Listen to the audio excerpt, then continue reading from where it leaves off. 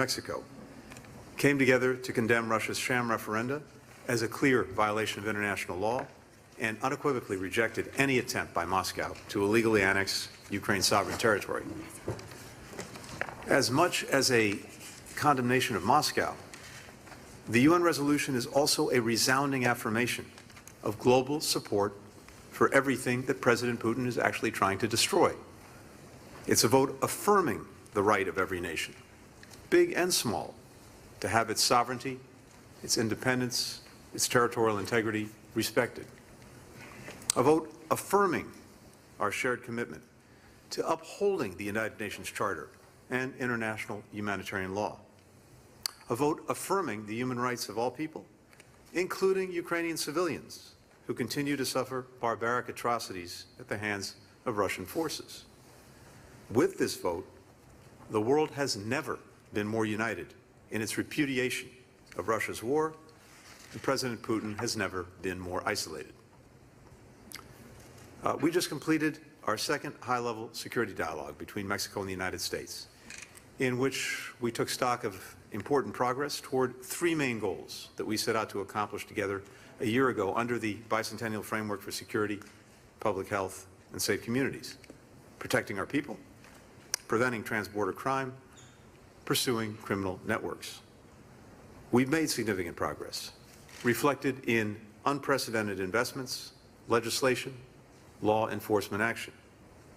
And these efforts have already made a tangible difference in the lives of Mexicans and Americans. Today's discussion focused on the areas where we need to make even more progress, such as redoubling our efforts to combat the threat of fentanyl production and trafficking, arms trafficking, and the exploitation of migrants. This is part of a broader, deeper collaboration between our two nations, with today's dialogue coming a month after our second high-level economic dialogue in Mexico City. Both dialogues reflect shared priorities set out by President López Obrador and President Biden, and both focus on delivering on issues that have a tangible impact on the lives of our people, such as strengthening our competitiveness in the 21st century economy, making our communities safe for all of their residents, dismantling transnational criminal organizations. The issues at the core of our economic and security dialogues are deeply intertwined: strengthening security, combating corruption, ensuring accountability for crimes and human rights abuses. These not only make our civilians safer, our citizens safer, but they create a better environment for starting a small business or attracting private investment. And fostering inclusive economic opportunity is also one of the most effective ways to address a root driver of organized crime, by providing people with pathways they otherwise would not have.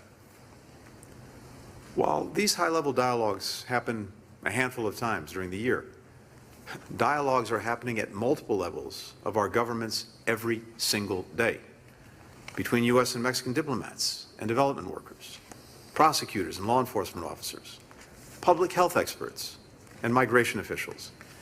This is where our commitments are actually translated into actions that improve the lives of our people. Across all of these efforts, one fundamental proposition holds: none of these challenges can we solve alone. And increasingly, we have to build our bilateral cooperation to work with others. We're increasingly partners in adopting also a regional approach to shared challenges. Just last week in Lima, we held a meeting of the 21 signatories of the Los Angeles Declaration on Migration and Protection. We discussed the concrete progress we've made since the Summit of the Americas on meeting our shared commitment to create the conditions for safe, orderly, humane, and regular migration in our hemisphere, and charted further implementation efforts moving forward. Our nations are also working shoulder to shoulder at the United Nations to move forward a critical resolution that will sanction those responsible for supporting gang violence, corruption, and human rights abuses in Haiti, as that country experiences a dangerous resurgence of cholera and widespread insecurity. And so, across the bilateral, the regional, and global cooperation, we have, I think, one of the strongest, if not the strongest partnership we've seen, certainly in my experience.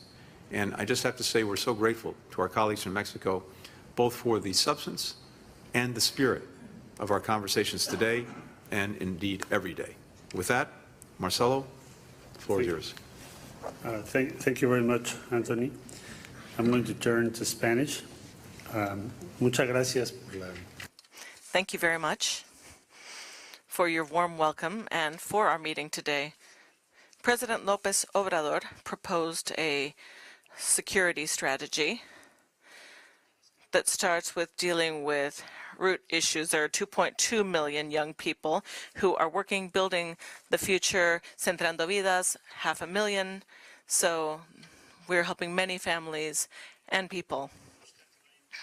The idea is to make sure that there's no impunity. A national commission for searches was created, as was a National Guard, because the president wanted to secure our territory, because there were hundreds of police officers who continue to work. And there's a fourth issue, which is the agreement with the U.S. in the area of security. So this piece is working. The bicentennial framework has shown results. That is important. We signed this a year ago. I think we are the only two countries who have a framework with a plan of action and periodic evaluations in every area to protect our societies. I'll give you just an idea of what we're talking about. This morning, I was saying that it is thanks to the work between the U.S. and Mexico. 32 million weapons did not end up causing lethal wounds in our countries. These were secured before they continued killing people. 17 million rounds of ammunition. Tons of chemical substances, methamphetamines, 94 tons of cocaine. A good part of that cocaine has been seized on the high seas with common communication systems with the United States, 129 ships, labs throughout the country. So from our point of view, it is evident that the bicentennial framework is working. There is still a ways to go. This doesn't mean that everything has been solved, but the most important indicator is that for the first time in the last few years, we have seen a reduction in the homicide rate in Mexico, but not just homicides, also kidnappings, robberies, and vehicle theft. When it comes to the homicide rate in Mexico, though, the most concerning thing in Mexico, there's been a 9.2% reduction. A part of this is thanks to the framework that we share with the United States. That is what it means to work together. Let me explain why. This is a map that I showed Secretary Blinken just a while ago. These are all the municipalities in Mexico where there are weapons that were made by U.S. companies, mainly, but not only, in the U.S. And the U.S. is helping us to bring them under control. So you can see this map. This is the weapons pandemic that we have in Mexico. These are the U.S. towns where these weapons are sold. These are shown in red. So why do we appreciate the support so much? We want to thank you for that today, and we'll continue to thank you for that next year. If we reduce this, then violence in Mexico will continue to go down. 9.2 is a lot of lives. And if we reach 10 or 15%, that will create an entirely different peaceful environment in Mexico. So thank you very much, Antony, for your personal commitment to the bicentennial framework. Mr. Attorney General, thank you as well. Secretary Mayorkas. Good afternoon. Last year, Secretary Blinken, Secretary Mayorkas, and I traveled to Mexico City to meet with our partners and colleagues in the Mexican government. Together, our two countries launched the U.S.-Mexico bicentennial framework. Today, we had the opportunity to reflect on the work we had done over the past year and to share our commitment to addressing the shared security challenges facing both of our countries. The first topic we covered during our dialogue discussions today was also the first goal we outlined in our framework last year, to protect our people. That goal is the foundation of our partnership and the thread that runs through all of our work.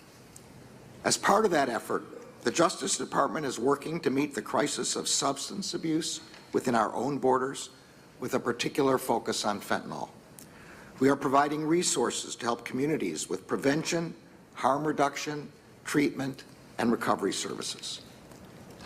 Our second goal, to prevent trans-border crime, is an essential element of both of our country's national security. Our agents and prosecutors are working to dismantle the dangerous cartels that bring deadly fentanyl into our communities in both countries. And we are working to disrupt both the supply and the demand of fentanyl. Just last month, the DEA concluded a 4-month operation that resulted in the removal of 36 million lethal doses of fentanyl from American communities. To strengthen our efforts to combat human smuggling and trafficking groups, the Department launched Joint Task Force Alpha last year. And to crack down on the criminal firearms trafficking pipelines that flood communities in both of our countries with illegal guns, the Department has set up cross-jurisdictional strike forces across the United States to disrupt these networks from start to finish. We have instructed our prosecutors and law enforcement agents to prioritize prosecutions of those who are responsible for the greatest violence, including criminal gun traffickers. And we have worked to enhance cooperation and bilateral information sharing on illegal firearms investigations. Finally, our third goal, to pursue criminal networks, particularly drug cartels, is an area of intense focus and prosecutorial resources for the Justice Department. A critical aspect of our work is our joint efforts to shut down illicit financial networks, which we know are the lifeblood of these criminal organizations. We will continue to work closely with our partners in Mexico to investigate, arrest, extradite, and prosecute individual members of dangerous transnational criminal organizations as well. On behalf of the Justice Department, our prosecutors, and each of our law enforcement components, I want to thank the government of Mexico for their continued partnership on all of these fronts, and I look forward to our work together in the coming years. Secretary Rodriguez. Thank you very much. Good afternoon, everyone. The high-level security dialogue that was held today, the diplomatic missions of the U.S. and Mexico, public officials from both countries, represent the commitment and the conviction that both countries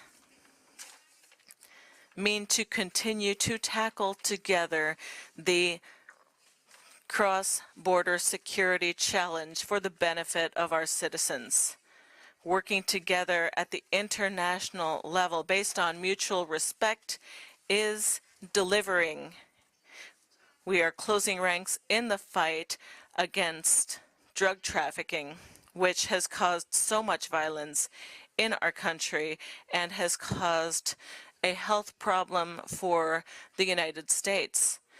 During this meeting, we discussed progress made and tasks that we are taking home with us. The pillars of this cooperation are focused on fighting against criminal networks that are disrupting peace in both countries and on making sure that our communities have peaceful, sustainable lives. Mexico and the United States face the challenge of reinforcing our joint work to avoid the use of synthetic drugs and making more efforts in order to ban the operations of fentanyl trafficking by transnational organized crime.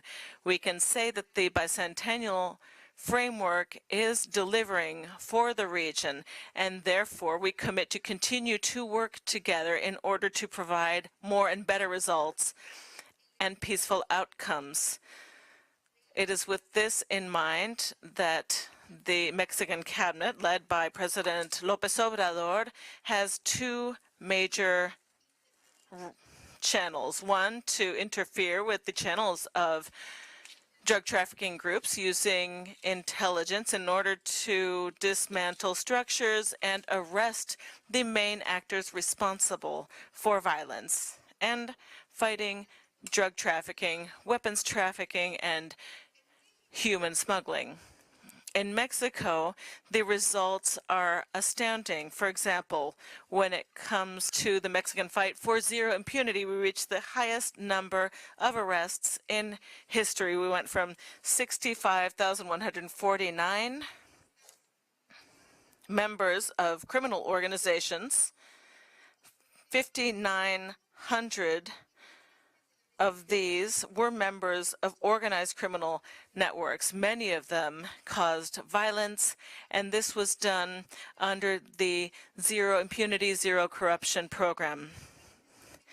Our other task is to deal with the causes that lead to violence, poverty, disenfranchisement, by creating public health, education programs, anti-poverty programs, and there is a campaign in the media that will be held for preventing addiction in both countries. Because these actions are necessary in order to work on the prevention side of this issue. Finally, I would like to say that, as you can see, our national security strategy is extremely important. We must continue to strengthen our lines of effort because, as the first woman who is Secretary of Security in my country, I'm proud to be a part of this cabinet, and I am proud to be a part of the work of the bicentennial framework. We say that Mexico is not condemned to war. Mexico is destined for peace. Thank you very much, Secretary. Good afternoon. The government of Mexico is among our strongest and most valued partners. I am extremely honored to be here to mark the 200 years of friendship between our countries. The Department of Homeland Security is proud to play a role in implementing the historic bicentennial framework for security, public health, and safe communities, and honored to be a co-chair of the U.S.-Mexico High-Level Security Dialogue. We share so much with Mexico. Our history, our cultures, our heritage are inextricably linked. Our economies depend upon the efficient flow of trade and travel across our shared border. And DHS, our Department of Homeland Security, is committed to ensuring our security and efforts facilitate lawful trade. We also have shared challenges. Our two nations face an increasingly complex and dynamic threat environment, including arms trafficking, migrant smuggling, and fentanyl trafficking. And we are committed to facing these threats with our neighbor, our partner, and our friend, Mexico. Today, the high-level security dialogue, our two countries discuss ways in which we can improve upon our joint efforts. DHS is committed to doing its part in several ways that I'd like to comment on briefly now. The flow of illegal firearms from the United States to Mexico feeds the cartels that are smuggling drugs and migrants into the U.S. Decreasing that flow not only helps stem violence in Mexico, it also increases our homeland security. Homeland Security investigations, HSI, firearms investigations are up 500% since DHS launched Operation Without a Trace to identify, target, and investigate arms smuggling. From October 2021 to August 2022, CBP, U.S. Customs and Border Protection, seized 215 handguns, 159 long arms, and approximately 380,000 pieces of ammunition in 210 separate southbound seizures at our shared border. This summer, our Department of Treasury leveled sanctions against an arms trafficker with connections to the Jalisco cartel. This designation was a direct result of the strong relationship between the government of Mexico and U.S. agencies, including the Department of Homeland Security. We are increasing our ability to detect contraband through increased screening using non-intrusive inspection technology. Technological innovation and our harnessing of it is a key and vital tool to our efforts. We have also increased our interdiction capacity through expanded cooperation between our customs and law enforcement authorities along the southern border. Together, we increased northbound and southbound screening for contraband, including weapons, controlled substances, ammunition, and bulk cash. With our Mexican counterparts, we have increased mirror patrols at our shared border, developed a unified border task force, and enhanced our information sharing, including locating and addressing cross-border tunnels. To protect the most vulnerable among us, we have put in place detection and referral measures to identify and assist potential victims of human trafficking. In support of our Smart Border initiative, we are assessing ports of entry from both sides of the border in support of developing a model port with integrated technology and joint processes. The goal of this project is to ensure more efficient trade and travel and improve security. I want to recognize the valiant efforts of our ambassador to Mexico, Ken Salazar, in all of the efforts that I am describing.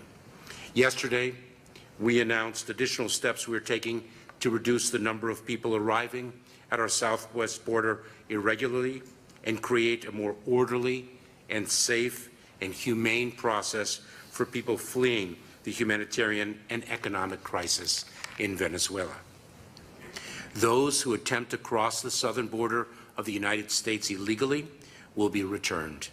Those who follow the lawful process we announced yesterday will have the opportunity to travel safely to the United States and become eligible to work here.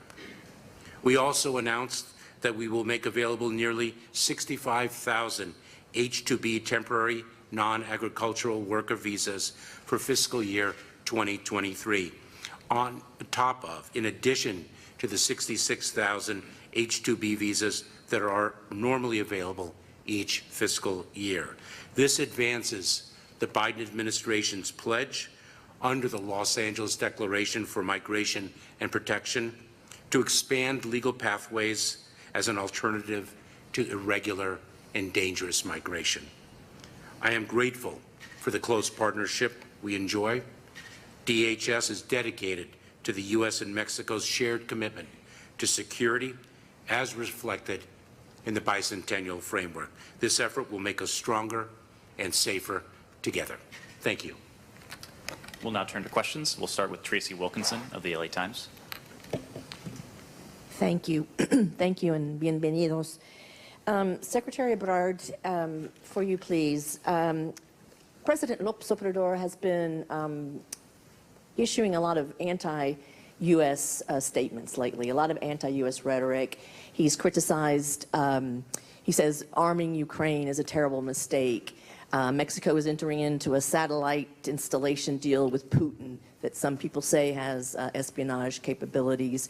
Given these things and others, does that harm U.S.-Mexican bilateral relations, and does it make it difficult for you to negotiate with the U.S. on other topics like immigration and drugs and such? And related to that, I wanted to ask you about the militarization in Mexico right now.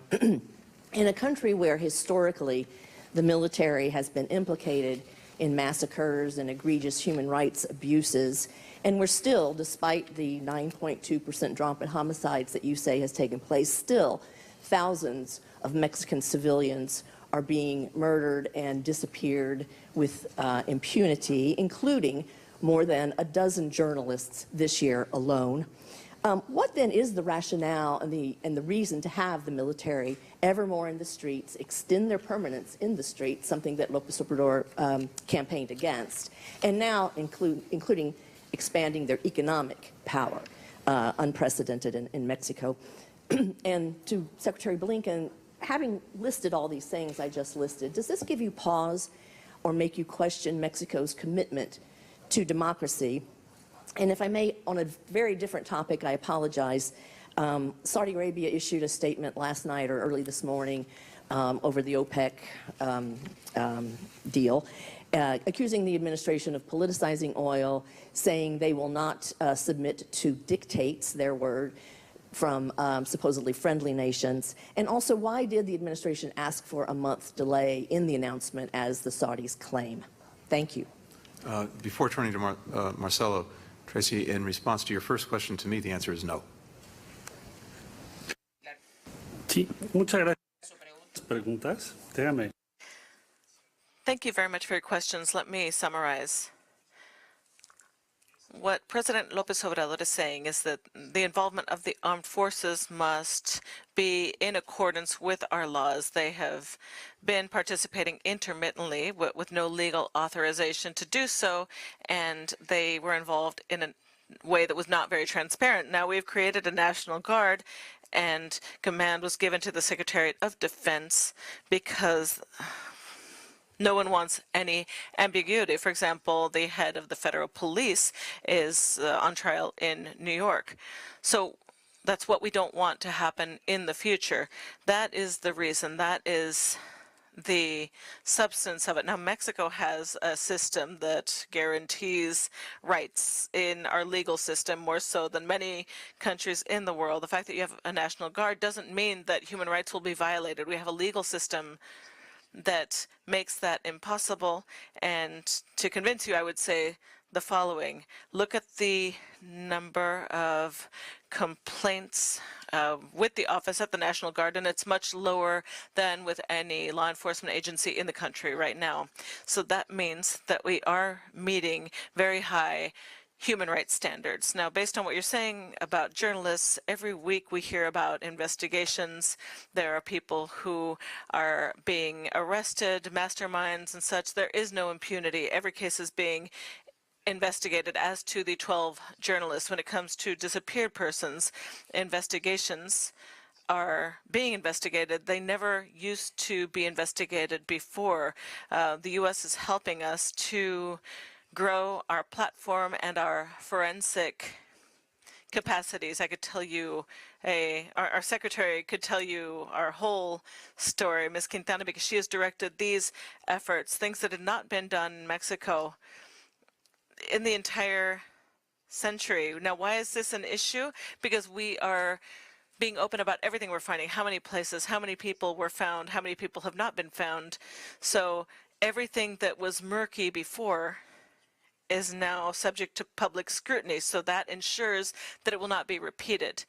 It can't be that in the box of disappeared persons you have a ton of different homicides, murders that are not investigated, and therefore they're not part of statistics. So we're reducing the murder rate when we're finding people who were murdered in the past, and we are shedding light on this, so there is no point two. When it comes, that's security. Now, when it comes to Ukraine, all positions of Mexico, and we adopted a resolution yesterday together with the United States, which is to reject annexing Ukrainian territory to the Russian Federation. We are against that. We explained that before the Security Council. Those have always been the instructions of our president. Our foreign policy is determined by him. We execute it. So we have a very clear position. The issue of satellites, that's September 2021. That was published back then. It has not gone into effect yet. So what happened? When we signed that agreement, the U.S. and Russia had a cooperation agreement for space. We were doing the same thing with Ukraine, with the EU, but then war broke out. So today, the situation has completely changed as compared to when it was signed. But we've made all of this public. There are no installations of that type in Mexico. So the position vis-a-vis Ukraine and Mexico is very clear. We have made sure to take to the General Assembly humanitarian corridors that were vetoed by Russia. We put this forward together with France, and that's our position. We want a peaceful solution, hopefully, but we cannot accept an invasion or annexing Ukrainian territory, and we won't do that.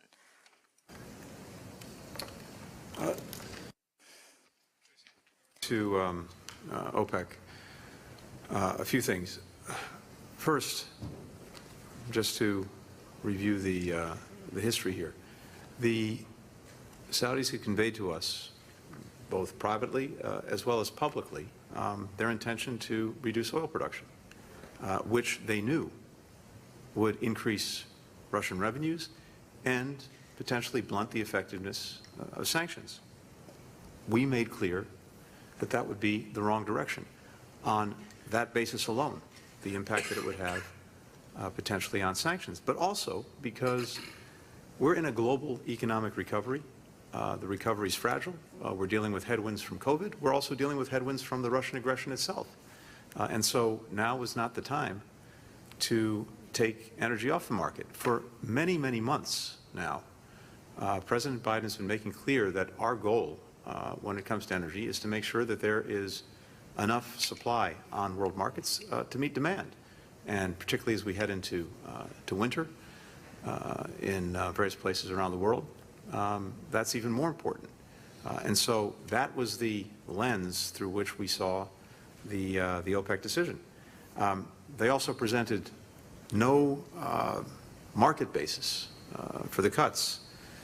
We said that to them, and we suggested that if they did have concerns about prices going down significantly, if their objective was to keep prices at a certain level, they should wait and see how markets reacted over the coming weeks, and wait at least till their next monthly meeting. So that's what we strongly urged them to do for the reasons I just said. They didn't do it. And as you know, we are not only deeply disappointed in that, we think it's short-sighted, and as the President's made very clear, that decision has to have consequences, and that's something that we're reviewing as we speak. The President's also made clear that given the strong bipartisan reaction against the OPEC Plus decision, that he wants to consult with leaders of Congress when they come back from the campaign trail to look at the most effective steps that we can take moving forward, keeping in mind that we have a multiplicity of interests with Saudi Arabia, and our policies need to reflect that. From before he was president, the President's made clear that we need to recalibrate the relationship with Saudi Arabia. We've been engaged in doing that for the better part of 2 years. We've taken a number of steps last year, including the focus on human rights, the efforts to end the war in Yemen, policies on arms sales.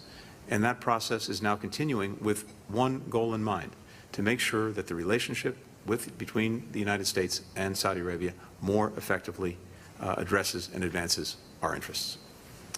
Ariel Mutsatos from Televisa. Thank you. Bueno, en español. I'll ask my question in Spanish because we're going live. There's violence in both countries that comes from weapons, and being very honest, all of you here continue to provide data, but both in Mexico and in the United States, weapons continue to kill people. In Mexico, because cartels obtained these weapons because of permissiveness in the United States when it comes to purchasing these weapons, and in the U.S., specifically also because of that permissiveness. So beyond policies and the political use that governments on both sides have made of this issue, my question is, do you, not as politicians, but as public servants, do you believe that it is feasible to solve the weapons problem? And if you can, very specifically, tell us what actions must be taken, what actions are needed in order to solve the weapons problem. My question is for Foreign Minister Ebrard and for Secretary Blinken, but if Secretary Mayorkas or the Attorney General would like to answer, you're welcome to do so as well. Thank you very much. Yes, thank you very much for your question. We believe that that issue is like other issues. It's a security issue. These are very complex, but I think that they are is a solution to them. If we didn't think that, then we shouldn't be public officials. If you think that you're not going to fix something, then please just step down. It would be an intellectually dishonest act. So of course there is a solution. Of course it is complex. We have worked very closely with Secretary Mayorkas' department, as well as the Department of Justice, with the support of Secretary Blinken, to achieve the following. This map showing where we find the weapons that I showed you earlier. This map shows where more weapons are found secured in Mexico. So you'll see in dark blue shows where there are more weapons. On the border then, we have a higher number of weapons because we can surveil who is coming in with weapons. This is a map that we created together with the United States as far as who sells them. These are 10 counties in the United States that sell the most weapons. We couldn't do this without the help of the United States. This is a common plan. What actions are going to be taken? Secretary Mayorkas asked us to create a working group for additional measures that we are requesting. We have already made significant achievements, but we want to achieve even more. And to that end, 20 different measures are suggested that are short-term regulatory issues, seizures for anyone who wants to take weapons to Mexico, just as we have in Mexico. So there is that. These actions, I do believe that these actions will allow us next year to obtain even more positive outcomes than we have achieved this first year. That is the end of my first comment. But total weapons in Mexico, over 55,000 from January 2020 to September 2022. 55,900 weapons. Of these weapons that were seized, thanks to the bicentennial framework, these did not fall in the hands of criminals. We believe that it was a number of about 37,000. We were able to interrupt these. That is, or we would have been able to seize them after a crime had been committed. So we have done better, and that is what we are proposing, and that is what is feasible. So I am not just hopeful, but I have the conviction that this is vital to for Mexico because it's linked to the fall in the murder rate. That is clear. We're being more effective. There are fewer murders. So there is a solution, and we are going to solve it. In part because I didn't fully hear the question, but also because what I heard sounded like it was better addressed to my colleagues. I'm going to turn to them. I'd be pleased to answer the question. I want to make very clear that what we're not talking about is a matter of gun policy in either country. What we're talking about is something about which there is unanimity in view, which is that it is illegal to traffic firearms against the law across an international border and arm traffickers and smugglers so that they can exploit vulnerable people and harm innocent people in another country. So there is unanimity of view in that. We have taken a number of measures, both independently and in partnership with one another, to address the trafficking in firearms across the border. I cited some of the examples, some of the data that reflect the success that we have had. The gravity, the seriousness of the problem is quite significant, and this is exactly the reason why we get together in a U.S.-Mexico high-level security dialogue to assess the strategies that we have employed, to understand their successes, and to see what the gap is between where we are and where we need to be. And as Secretary Ebrard noted, we have agreed to create a task force to develop new strategies to look at our interdiction protocols, to look at the investigation and prosecution of cases, and to assess and determine what more we can do to counter this problem. So that's exactly why we have this type of dialogue. We remain committed to overcoming the challenge, and we will be unrelenting in our attack of it. Edward Ribas from EFE. Thank you. For Secretary Mayorkas, regarding the arrangement on Venezuelan migrants, and why did you set the gap in 24,000 visas if just in September 33,000 migrants from Venezuela crossed the border? And para el canciller Marcelo Ebrard. For Marcelo Ebrard, what would Mexico suggest in order to receive Venezuelans who are sent back by the U.S.?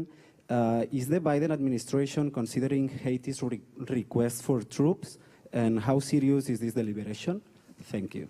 So if I may jump in first and take a step back, because we have to understand the phenomenon of irregular migration, which is not specific to the U.S.-Mexico border, but is a challenge for the entire hemisphere.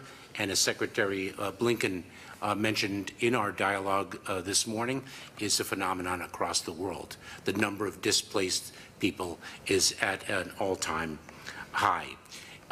We have seen, of course, Venezuela, a population of approximately 28 million people. Venezuela has seen the exodus of almost 8 million people, a little less than a third of its entire population. Colombia has 2.4 million Venezuelans resident within its borders. Migration, irregular migration, is a phenomenon across our hemisphere. Costa Rica, now, more than 2% of its population is Nicaraguan. So this is a phenomenon that is really gripping the region, and why our multilateral efforts are so critical. Our program is based on a core principle of the Biden administration, which is when individuals are so desperate to leave the country that is their home, they are placing their life savings and their lives in the hands of smugglers who exploit them for profit. It is our responsibility to build safe, lawful, and humane pathways that create opportunities for them so they do not need to avail themselves of the more desperate and dangerous measures that the perilous journey involve. And so the foundation of what we announced yesterday is to reduce the amount of irregular migration so that people can avail themselves of the lawful pathway. And the number that we announced yesterday is based on that core foundation, that people will not take that dangerous journey only to fail, to not succeed in reaching their ultimate destination, but rather will take the humane, safe, and orderly pathway to a better life.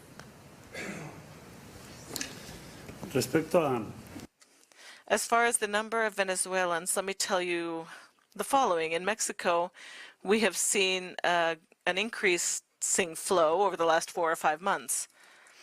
It's been significant because we have more Venezuelans coming today than Central Americans.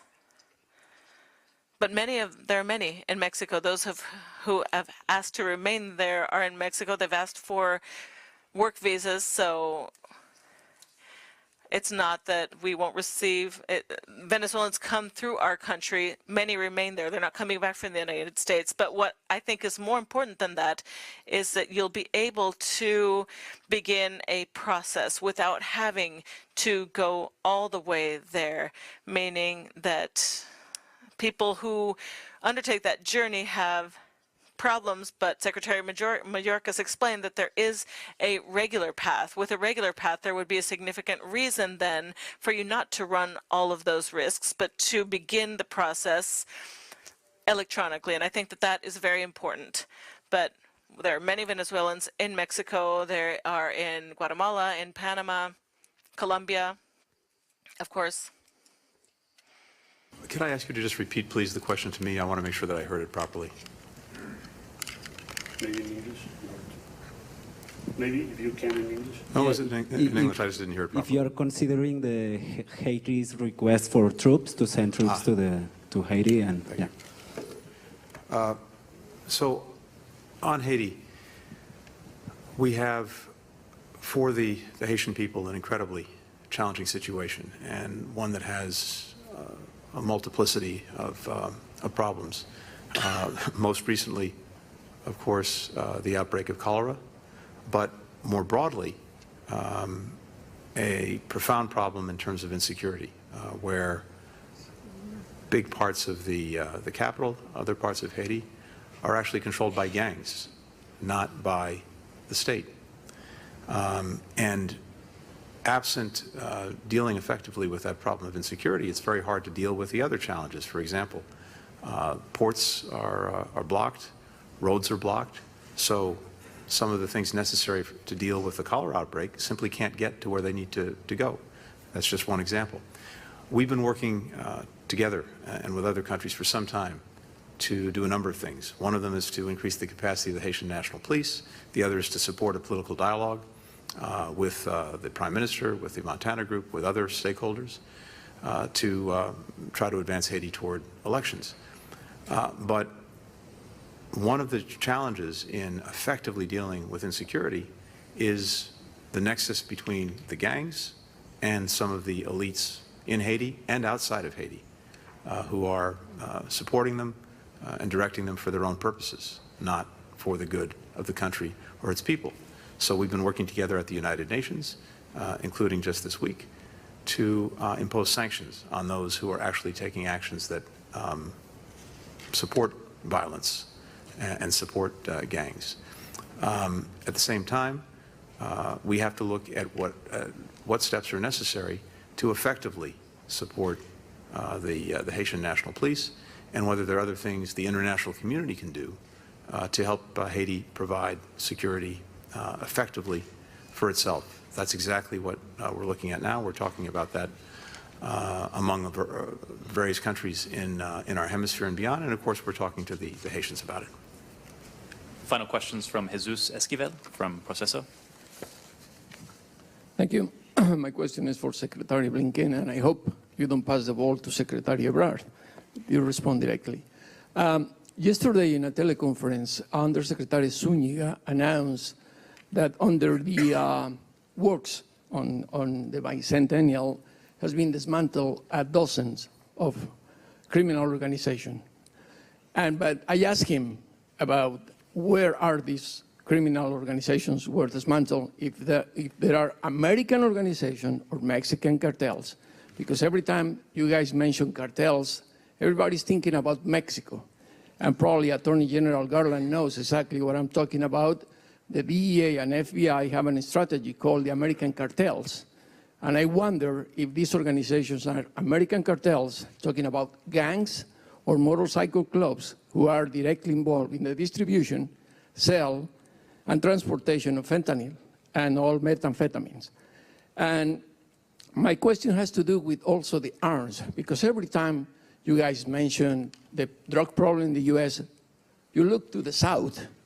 And I've been working here since '88, and it was the Reagan administration, the last one, and I saw that they have an effective campaign against drug consumption in the US.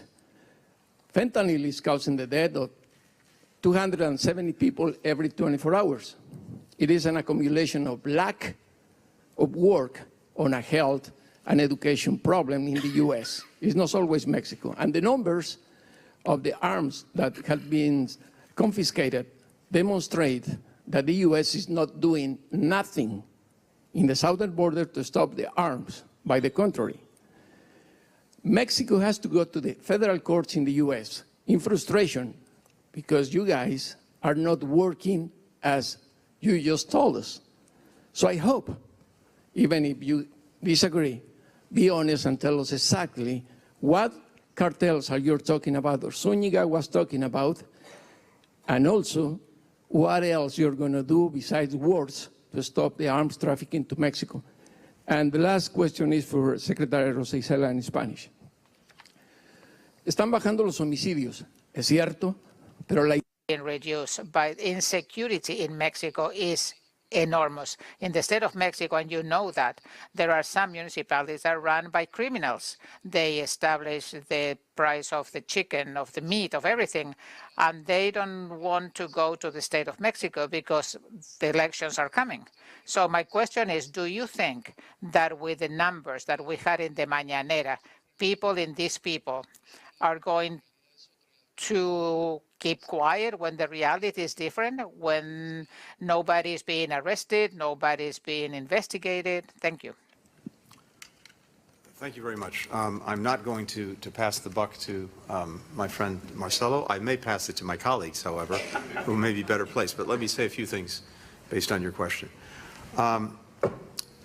We have, and we talked extensively today about the efforts that we're undertaking together to go after the transnational criminal organizations that are a plague on both of our countries. Because, as you've heard from our colleagues, our number one responsibility is to protect our citizens, Mexicans and Americans alike. And as my colleagues can discuss in more detail, we have deepened our law enforcement cooperation, we've deepened our information sharing, and we are working together more effectively, both to deal with drug interdictions, but also to deal effectively with arms trafficking.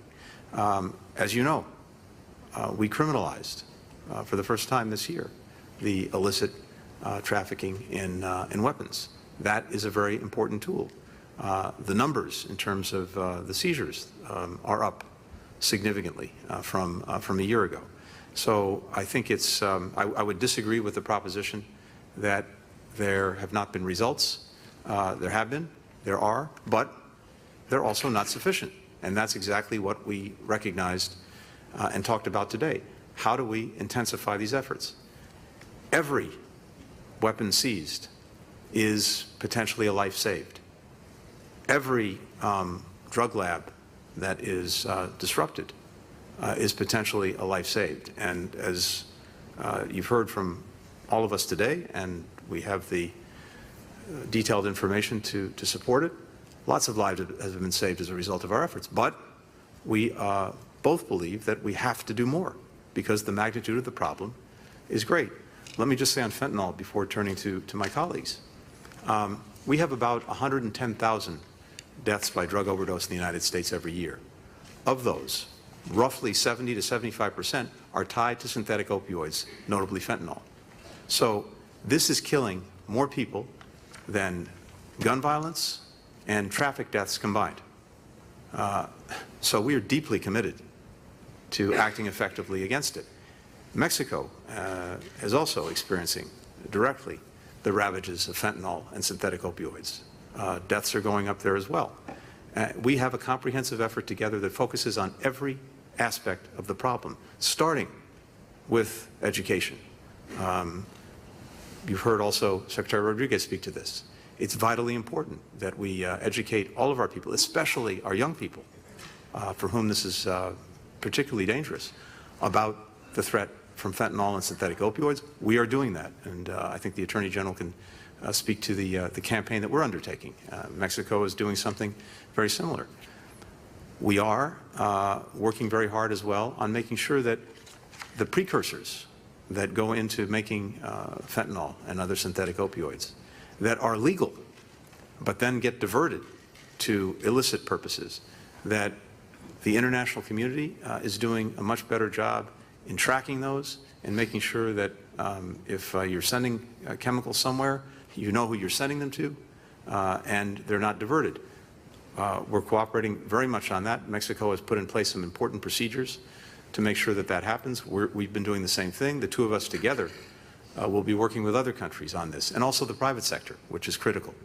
And we are working together ever more effectively on actually breaking up labs, interdicting illicit diversions of chemicals, going after, as we said, the transnational criminal organizations. But more has to be done. More will be done. We're deeply committed to this together because we see the effect that it's having on our own citizens in both countries. But let me ask my colleagues to go into more detail.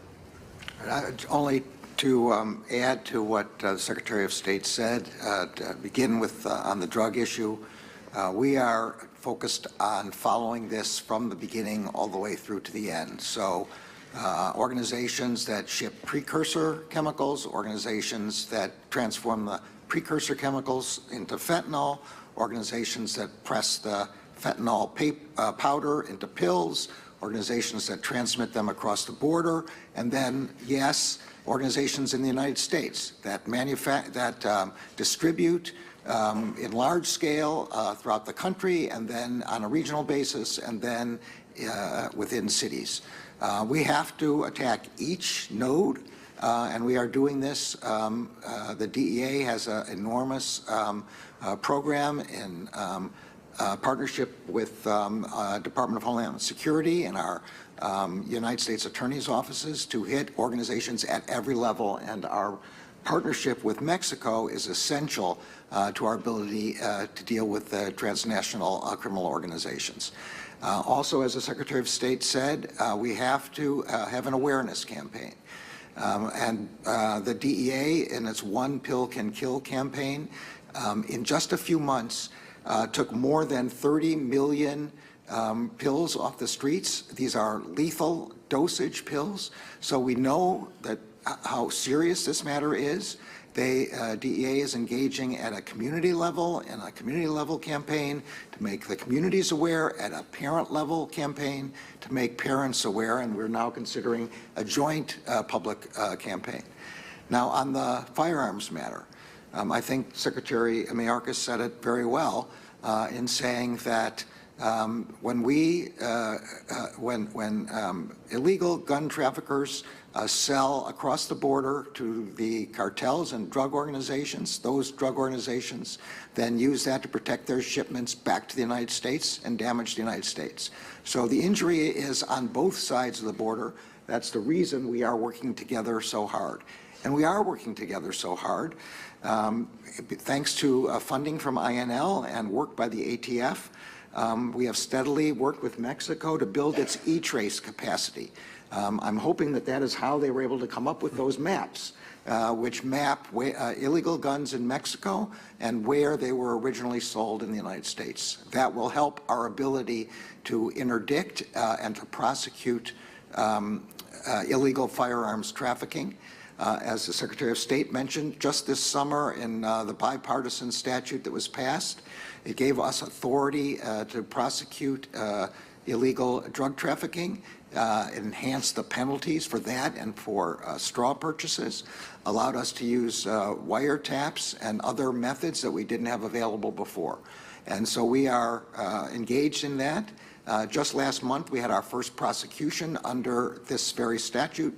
An American in Texas who just recently pled guilty to illegally purchasing over 200 guns, the main amount of which were transported into Mexico. So we are on this, and we are on this together as a partnership with Mexico.